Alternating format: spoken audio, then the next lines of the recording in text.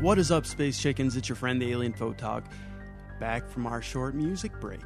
And if you guys want to request some music to have on the show, go to our website, www.alienaddiction, with an S, ALIENADDICTIONS.com, and click on forum there, and you can search for radio show or song requests. And we have a forum up there, and it goes over all sorts of things. Actually, I was just talking to some people on it right now. But all the Space Chickens can put their own song requests there for the radio show. We've got a couple that are going to be on tonight, so enjoy. And seriously, go check out the website. If you're listening live especially, we always have a bunch of people in the chat room there, and it's a lot of fun. It's a great place to listen to the show with a bunch of other people who are listening live. And coming up in this segment here a little bit, I just talked to my new forum moderator there, Dave, who also goes by Equinox. And he's from the UK, I believe. And he's an interesting guy, and he's just started helping me moderating the forum a little bit. We had a couple idiots in there, and, I'll put up with pretty much any kind of talk, so long as it's respectful and it doesn't go to name calling and crap like that. I don't deal with that. That's pretty much the only rule I've got there is, disagree with each other as heatedly as you want to, but just be respectful. Really, I mean, if you listen to other people's new ideas, you might freaking learn something. Just an idea. But was just talking with him, and he mentioned one of our people on the site there, who I'm not going to mention by name, but everybody who's been on alienaddictions.com will probably know who I'm talking about. And he seems like a good enough guy. I've talked with him once. But he freaks out about a lot of things.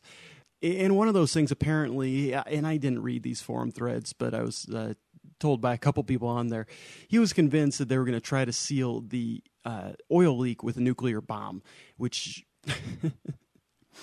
I'm no nuclear physicist. I do know a little bit about this stuff, and dropping a nuke in an oil field is not a good idea. But we're going to talk a little bit about what it's like to become really interested in aliens and UFOs and some of the conspiracies and things like that. And with the internet being the way it is now, it's like the freaking Wild West. It really is. Some of my relatives, were cowboys and stuff and rode out west and did some interesting things. And some of them, if they were alive today, I can't imagine what they'd think of the world just because of the internet. We're all so interconnected. And it seems like there's an effort to make us all so interconnected and kind of take out the personal, physical, one-on-one conversations and relationships that we need to have. That said, the internet's great for some things, like our site is great because a lot of people can get together and not be ashamed and just talk about what they're interested in.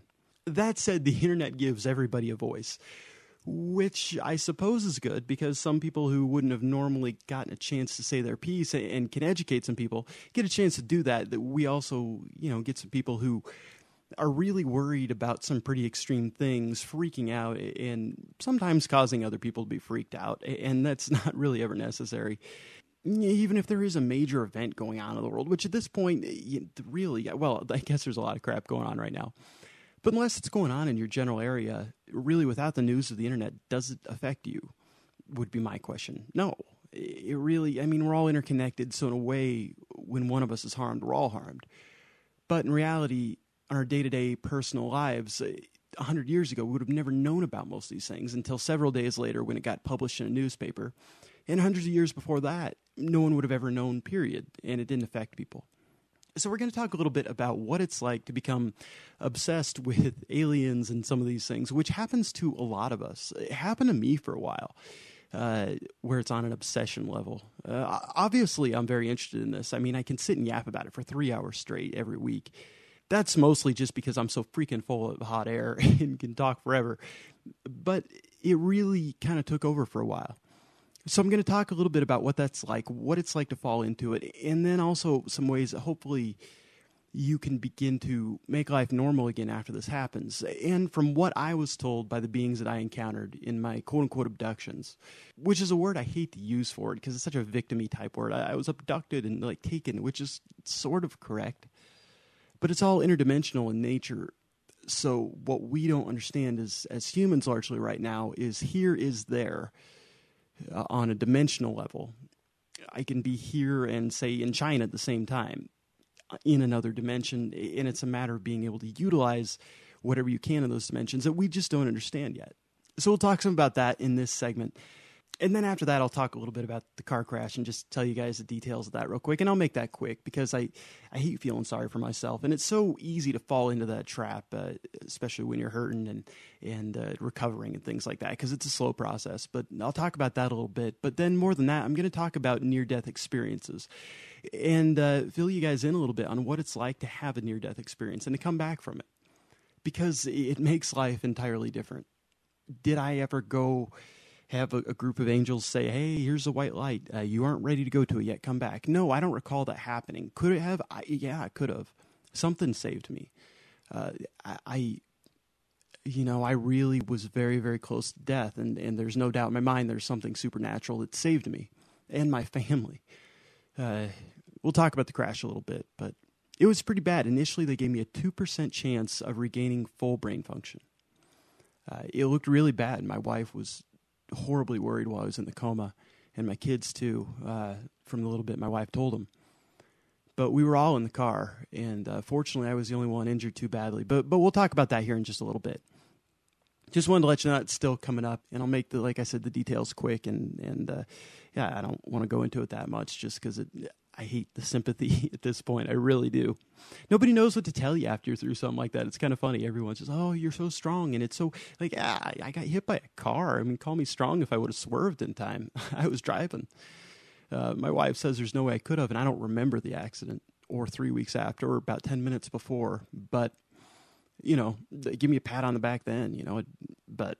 Anyway, we'll go into some of that stuff, and that'll be a lot of fun to talk about. I've always been into the near-death experiences thing. There's that show on Discovery Channel called I Shouldn't Be Alive, which is a great series. They did a couple seasons of it. And I put a few episodes up on the webpage, alienaddictions.com, too, so you can go check them out there. They're a lot of fun to watch and just fascinating stories. And it's really something to hear people talk about being through these things, because it changes you in very intangible ways that a lot of people can't quite put their finger on. I've managed to already, just by talking to some people and by some deep thought and reflection personally. But we'll go into some of that. It's, I don't know, just some insight that may affect how you look at things.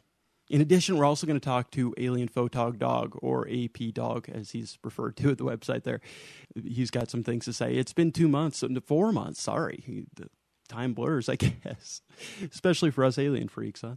We'll talk to AP Dog and see what he has to say. I'm sure he has some insightful comment on politics and things like that. I don't know. We'll see what he has to say. He's just laying here patiently now, wagging his tail, looking at me, talk to myself. I think he's baffled by this whole situation. Like, Dad's just here talking into this thing, very phallic looking. What's going on? That's gross, AP Dog. All right. Bob McAlien also has a great interview tonight with someone very well known. And so Bob will be back with that interview, and that'll be a lot of fun to listen to. Bob McAlien's actually going to interview a lot of people on the show, very important, powerful people. Right, Bob? He just gave me like one quick nod. He's still all bent out of shape, what a little bitch. And some more great music, too. Like I said, if you want to make some requests, go to our website. And go to the website and check it out anyway. You'll love it if you sign up for it. Totally free. It's nothing. Everybody's like so worried to sign up for things on the internet because the news tells us we're going to have our identity stolen or something. No, nothing like that. I have no desire to steal anyone's identity. In fact, if anybody wants mine, come take it. Have fun with it. But yeah, come sign up for it. It's totally free. It's a lot of fun. And it's basically, view it like Facebook, except it's for people who are interested in this. And you can set up your own little page. You can upload videos. You can upload music. You can just talk with other people who are interested in this and have been through some of these things, whether you have questions and are looking for people to help you answer your questions, or if you're just curious about it, if it's just something that interests you. So go check it out.